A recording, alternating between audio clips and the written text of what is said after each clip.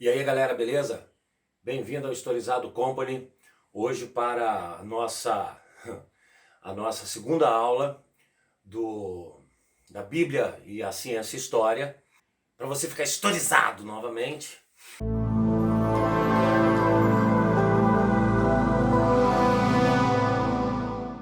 Hoje nós vamos trabalhar a interpretação da Ciência e História em relação ao segundo e ao terceiro dia do Gênesis, né, da criação. E como eu disse na primeira aula, você pode acompanhar pela Bíblia Católica, pela Torá Judaica, para os judeus brasileiros, se quiserem, pela Bíblia Judaica, né, o cristão judeu, nesse caso aí, né, e também, como eu havia dito, pela Bíblia Protestante, né. Nós temos aqui, hoje eu até fiz questão de mostrar aqui a Bíblia Protestante, no qual a leitura é a mesma, né, é a Bíblia produzida pela Igreja Batista, inclusive, né, e nós podemos pegar aqui o segundo e o terceiro dia, dessa forma descontraída, para a gente poder ter o nosso entendimento do segundo e do terceiro dia da criação, né? Lembrando que a história é uma ciência que estuda os homens no tempo, então nós fizemos um levantamento, né? Que quando a Bíblia foi escrita, que momento de mundo nós estávamos, né? Ali no início das civilizações, dentro da Idade Antiga, né? E que os hebreus já vão desenvolver o livro ali com Moisés, quer dizer, pós-saída de Egito, todas essas coisas, né? E o homem já tinha um certo conhecimento, né, do que o cercava. Então, no segundo dia, né, nós temos aqui, capítulo 1, a partir do versículo 6, né? Deus disse: faça-se um firmamento entre as águas, e separe ele uma das outras. Deus fez o firmamento e separou as águas que estavam debaixo do firmamento daquelas que estavam por cima. E assim se fez. Deus chamou ao firmamento céus. Sobreveio a tarde e depois a manhã. Foi o segundo dia. Então, nós podemos observar na leitura que o homem, ao observar a natureza do nosso planeta, a natureza no planeta Terra, ele entende que as águas, como eu disse, é extremamente importante na criação. A participação das águas, ela tem uma participação importante, mas nós não temos bem um momento em que Deus cria as águas, como nós vimos no primeiro dia, mas nós temos aqui uma situação. O homem entende que nesse princípio da criação, no princípio do mundo, as águas estavam misturadas. A gente pode perceber isso. E quando Deus então fala assim: faça-se um firmamento entre as águas e separe elas umas das outras, Deus fez o firmamento e separou as águas que estavam debaixo do que estavam em cima. Então, a gente entende que o homem, ele observa a chuva. O homem, ele sabe que já existem as águas embaixo, tá ali os rios, lagos, né, os mares, mas existe a água que vem do céu, a chuva, e às vezes de forma torrencial, de forma super pesada, que enche a terra. Então, nesse momento, existe uma preocupação por parte dos escritores da criação na Bíblia, no Gênesis, em explicar essa parte da criação, onde eles compreendem que o céu é formado por água, vapor d'água, e compreendem que já existe água na terra, olha só, sabe? E é muito provável, já nesse período, claro, né, que o homem, com pequenas experiências, naturalmente, né, o nosso raciocínio lógico, a nossa imaginação, né, o homem já dominava o fogo, então uma água fervendo, a evaporação, essa condensação e a precipitação dessa água já era notada em meio aos grupos humanos. Não só as civilizações já construídas, como o Egito, a Mesopotâmia, a Grécia, Roma e outras civilizações, mas até os grupos nômades ainda que existiam dentro da Idade Antiga e já usavam no fogo, já usavam no ferver a água. Então o homem ele já percebe que existe esse fenômeno, que é a chuva, e existe esse fenômeno da precipitação. Então, ao explicar, né, que Deus vem separar as águas que estavam embaixo das águas que estavam em cima, é uma forma de trazer esse momento de distinção da necessidade do homem em relação às águas, e separar a água de cima e a água de baixo, ou seja, a chuva, que é de extrema importância para o homem, sempre foi, da água que está na terra. E aí vale salientar que os povos da antiguidade sempre valorizaram muito a chuva, tanto que a gente até brinca, né, que os nativos sempre tiveram a dança da chuva, né, os rituais religiosos de vários povos para pedir chuva. Então a água que vem do céu e sempre veio, sempre foi de extrema importância, principalmente para a agricultura. Principalmente para a agricultura. Onde no terceiro dia, né, você já vai ter a criação da terra de uma forma que ela vai desenvolver as plantações. Nós vamos chegar ainda hoje aqui, né? E aí, vou chegar nessa aula ainda nesse assunto. E aí ele dá essa importância também às águas que vêm do céu, trazendo uma distinção delas, trazendo uma separação delas. Nós podemos perceber isso dentro do segundo dia. Outro ponto importante no segundo dia é que aí ele fala, faça-se um firmamento entre as águas.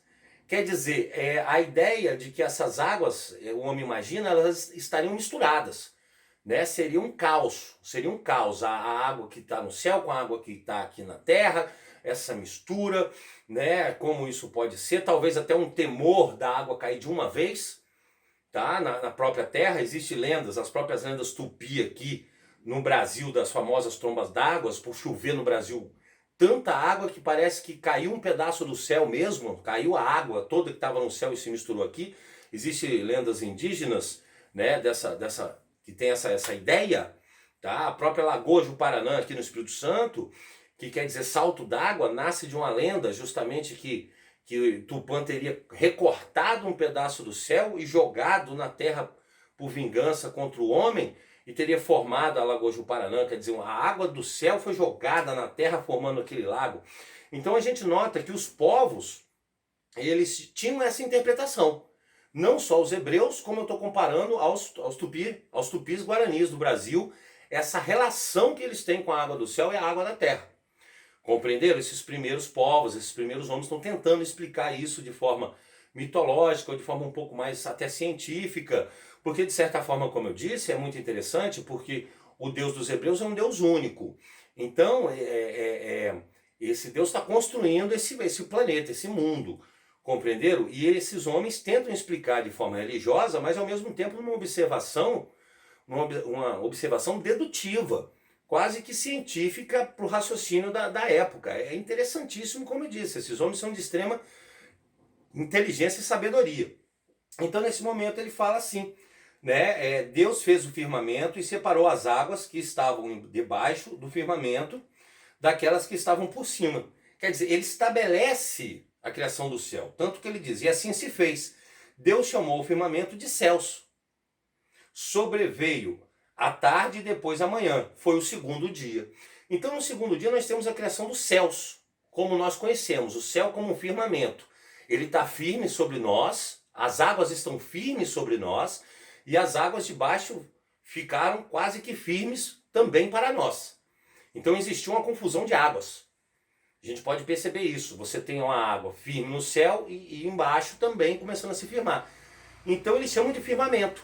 Essa importância de que você pode viver aqui sem perigo dessas águas se misturarem, porque Deus fez um firmamento. Compreenderam? E esse firmamento Deus chamou de céus. Sendo que no primeiro dia, Deus criou os céus e a terra. Quer dizer, Deus já criou os céus e a terra. Mas esses céus e terras ainda não estavam organizados a partir do primeiro dia, como mostra o que ele está fazendo no segundo e vai fazer no terceiro. Compreenderam? Então nós temos no segundo dia uma organização da funcionabilidade, tá, do ciclo da chuva, do ciclo desse vapor d'água, dessa precipitação da água, esse entendimento que é fundamental para a vida humana na Terra, a água. Compreenderam? E aí ele então também dá a segurança dessa criação no momento que fala do firmamento, da criação do firmamento. E aí continua, né, entrando no terceiro dia. Deus disse que as águas que estão debaixo dos céus se ajuntem no mesmo lugar e apareça o elemento árido. E assim se fez. Deus chamou o elemento árido de terra e ao ajuntamento das águas mar. E Deus viu que isso era bom. Então, nesse momento, Deus criou os céus e a terra, estava desorganizado. Nós percebemos que Deus mandou se juntar à água que estava debaixo. E aí ele fez surgir o elemento árido, quer dizer, a terra seca, não a terra molhada, a terra seca.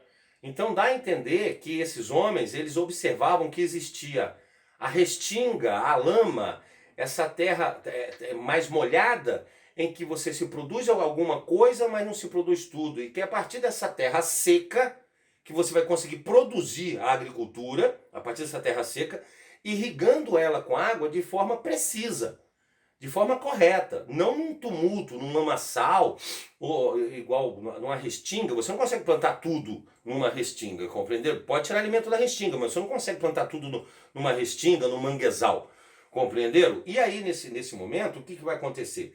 Eles chamam o elemento árido de terra, separando a terra seca, dando a ideia agora sim de continente, dessas terras secas, e as ideias dos mares e dos oceanos. Então ali, quando entra o terceiro dia, Deus está organizando realmente para a nossa leitura, né, esse continente, né, a terra seca e a água organizada na terra. Então nós podemos perceber que esses homens, ao migrarem de uma região para outra, eles começam a ver que isso é um funcionamento padrão em todas as regiões que eles caminham pelo Oriente Médio. Porque esses homens, eles conhecem a região do Oriente Médio. Eles conhecem ali a Mesopotâmia, conhecem a Palestina, conhecem a Fenícia, conhecem um pouco a Península da Arábia, conhecem o Egito, conhecem o Mar Mediterrâneo, o Mar Vermelho, o Golfo Pérsico, o Rio Tigre, Eufrates, Jordão, Nilo. Então ele nota que existe um padrão. Porque eu quero que vocês entendam, como eu disse, a história é uma ciência que estuda os homens no tempo, que nesse momento esses homens eles estão rodando aquela região, eles percebem esse padrão naquela região, mas eles não conhecem toda a natureza. Eles escrevem de acordo com o que eles estão vendo com a geografia. Porque eu quero que vocês entendam agora, nessa nossa segunda aula, que o homem criou muito de suas lendas a partir da sua religião, criou suas lendas e sua religião, ele criou a partir da geografia que o cercava. Tanto que eu volto a falar das lendas dos tupi-guaranis no Brasil, que nós não temos tsunamis aqui. Tsunami é uma lenda, vou usar como palavra lenda, tsunami entra nas religiões orientais mais antigas, né? Você tem os tsunamis visto como deuses, você tem os tsunamis sendo como castigos dos deuses em religiões mais antigas na China, na Tailândia, na Malásia, né, no Japão, na Índia, são lendas mais antigas que tratam o tsunami como algo divino. Quer dizer, aqui nas lendas e na religião dos tupi-guaranis e dos povos da América aqui, você não tem tsunamis. Eles não tocam nesse assunto em suas lendas. Por quê? Porque não existia isso aqui. Eles contam lendas de grandes chuvas, mas não contam as lendas dos tsunamis. Então a gente, com isso, na história e na arqueologia, nós percebemos que a geografia local, ela influenciou a criação do pensamento religioso e lendário de todos os povos. Isso não tem como questionar. Então, nesse caso aqui, eles rodam o Oriente Médio com a região desértica e ao mesmo tempo é uma região que depende da cheia dos rios, depende das chuvas, de certa forma, e quando cai fortes chuvas no Oriente Médio até hoje, causa inundações e destruições, porque mesmo sendo deserto, naquela região, muitas daquelas regiões caem umas tempestades brutais por questões, né, climáticas que podem ser explicadas, mas não é o foco que eu vou colocar aqui agora, claro, né? E aí, nesse momento, eles começam a observar que existe um padrão. Então, eles através desse ponto, eles conseguem entender que você tem um ajustamento no funcionamento dessa precipitação das águas, no firmamento e da terra árida e da terra seca para funcionar. Ou seja, ele está explicando esse mundo tranquilo que dá para a gente viver, para plantar, para viver numa terra árida, sem inundação de água que vem de cima ou que vem de baixo ou entre os caos entre as águas. Deus teria organizado isso aí para a criação da terra. Compreenderam? E aí, quando ele traz essa ideia, junte-se os oceanos toda numa região e junte-se as águas, né, toda numa região, muitos também interpretam como a formação da Pangeia, a Pangeia pré-histórica, aquela ideia que existia a Pangeia, um grande continente, né, e um único grande oceano. Hoje nós sabemos que a Pangeia é uma teoria, uma empiria, né? A gente nota que nitidamente isso existiu na Terra. E muitos interpretam esse segundo e terceiro dia da criação como a formação do nosso mundo, então não tem nada a ver com o universo ainda. Você vê que até a própria Pangeia em si ainda é uma coisa do nosso planeta. Né? Hoje nós sabemos que isso ocorreu, sabemos através das placas tectônicas que realmente esse bloco de terra estava junto e que existia um oceano e que esse bloco de terra, devido ao movimento das placas tectônicas que boiam sob a lava no núcleo da Terra, ela começou a se desagregar, a separar, causando terremotos, né? E também os tsunamis, como vocês sabem. Então, galera, a gente pode fazer a leitura aqui, né? Deus disse: produz a terra plantas, ervas que contenham semente e árvores frutíferas que deem fruto segundo a sua espécie e o fruto contém a sua semente. E assim foi feito. A terra produziu plantas, ervas que contêm semente segundo a sua espécie e árvores que produzem frutos segundo a sua espécie, contendo fruto a sua semente. E Deus viu que isso era bom, sobreveio a tarde e depois a manhã. Foi o terceiro dia. Então, como a gente pode perceber, essa organização do segundo dia para o terceiro dia da criação é agricultura. É a agricultura do homem.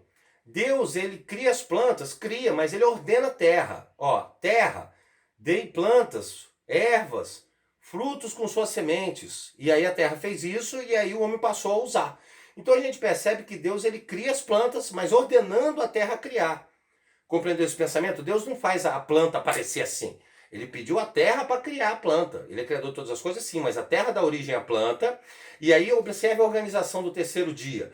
Plantas e ervas que vão dar frutos e vão dar semente. Olha a organização para os homens desse período, que a agricultura era a base de tudo, como é importante essa distinção, e isso é um ensinamento para os povos à agricultura. Compreenderam? Então nós percebemos que o terceiro dia da criação, ela está abordando a agricultura. A criação das plantas é a agricultura e essa organização dela. Compreenderam? Muito obrigado aí. Se vocês gostaram, então, né, desse nosso curso, né, a Ciência, História e a Bíblia, né, dê muitos likes aí pra gente aí, aperta o likezinho, né, marca o sininho e não deixa de inscrever e indicar aos amigos também o nosso canal no seu Historizado Company, que agora você está historizado. Um abraço!